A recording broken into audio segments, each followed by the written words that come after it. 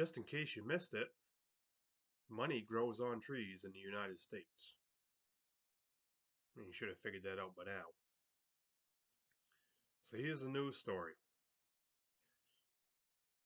The U.S. Navy wants to decommission 9 ships in the Freedom class. Warships that cost about $4.5 billion to build. 9 times $4.5 billion comes out to about $40.5 billion. The oldest one is only 10 years old. And then they want to get rid of it, along with ones that are less than 10 years old. Why? We don't have a use for them anymore. So here we go.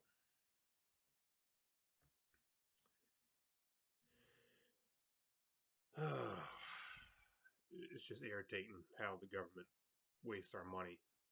And then it's, oh, we need more money, we need more money, we need more money. So basically, what they wanted at one point was small, speedy warships to chase down pirates. But now, because of the Russia-China thing, they say these ships are no good anymore. They need something else. Okay. Well, the pirates probably aren't going to go away, right? Well, it's like the COVID. As soon as Russia started going into Ukraine, we stopped hearing about COVID, and that became a thing of the past, and nobody cared anymore. Now, for these ships, like I said, the oldest one's 10 years old. They want to get rid of 9 of them. These ships were supposed to be made versatile through plug-and-play mission modules for surface combat, minesweeping operations, or anti-submarine warfare. But with anything the government gets their fingers in, they had problems, right? So those mission modules were beset by problems. And the anti-submarine capability was canceled in the new budget. Imagine that. I mean, the government frigged up a gas jug. You expect they can build warships? And what about the speed? The fastest ship can't outrun missiles.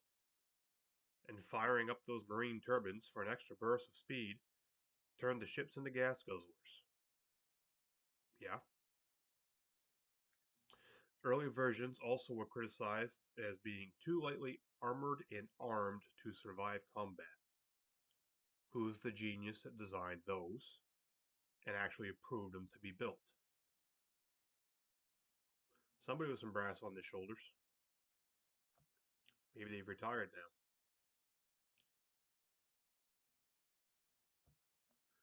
So it goes on to say that the entire class of ships, so that Freedom class, suffers from a propulsion defect that will be a costly repair. Okay. So who screwed that design up? The designers? Engineers? Why should we have to pay to get our ships fixed that have issues due to a manufacturing problem? Is what it is, I guess. So, continuing on.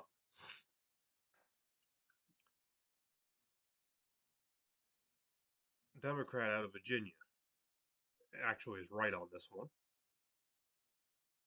She's pretty blunt, saying that it sucks to be decommissioning so many ships, especially newer ones.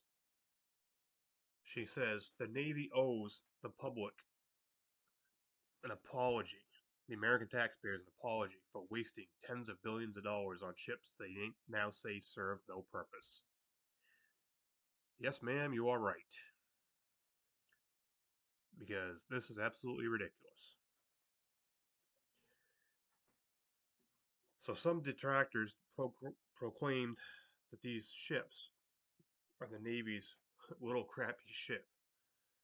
But that's not fair, said defense analyst Lauren Thompson. He says it's not a crappy little ship. It does what it was supposed to do. What it was supposed to do isn't enough for the kind of threats we face today. Okay? So in the Navy's defense, the threats shifted from the Cold War mentality to all of a sudden the war on terrorism to the great power competition in which Russia and China are now getting into, which is basically going back to not the Cold War, but a hot war, a real war. So they forgot all about this Cold War. They forgot all about Russia. They forgot all about these major threats. Decided, oh, we're just going to focus on terrorism, forget about that. Well, now that has resurfaced. And they got caught with their pants down. How about that, huh? So, what do these think tanks and what do these people with 4 bars of brass or a complete solid bar of brass, ass, call them asses, what do? If they got solid bars right here, they're admirals. So, who come up with this idea? Who came up with this design? Who signed off on these things? Why did this even come to pass?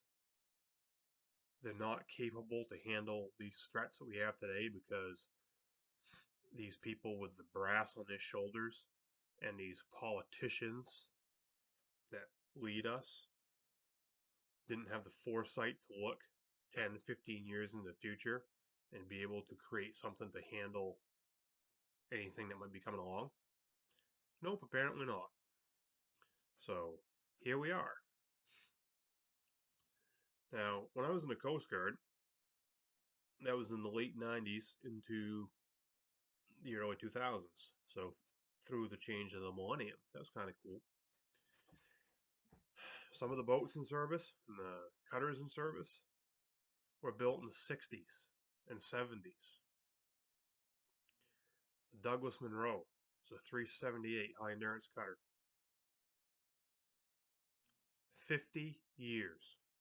50, 5-0. That was in service to the U.S. Coast Guard. Decommissioned last year. Vietnam has it now. The boat I ran was a 41-footer. That was laid out, I think that one was laid out in 1975, if I remember right. It was like a 3-year span those were built. I think that was 75. So by the time I got to that boat, it was 25 years old. And it was a good rugged boat. You could not kill those things. I saw that boat go through hell. I was on that boat when it went through hell. The other duty section, I don't know how they didn't destroy that thing one night. When they hit a log floating under the surface of the water in the dark, they didn't see it and they slammed that thing. Boat survived. Those boats ran 25, 30 plus years. And I hated it. But when the think tanks and the people with brass get these ideas, they don't know their asses from their elbows,